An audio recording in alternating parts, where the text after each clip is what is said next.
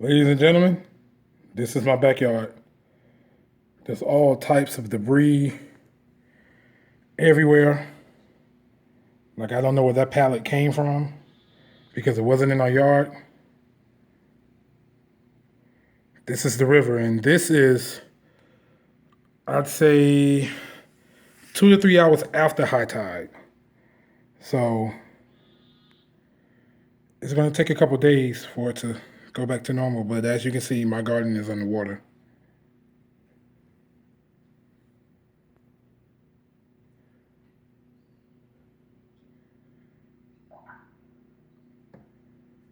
Yeah.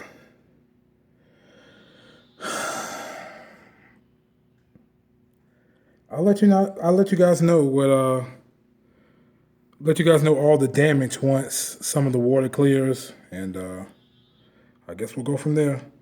I'm looking out there and I can see that my grape trellises didn't fall this year, so that's a good thing. And it looks like my banana trees are still standing. But as of right now, we have much bigger problems in my garden.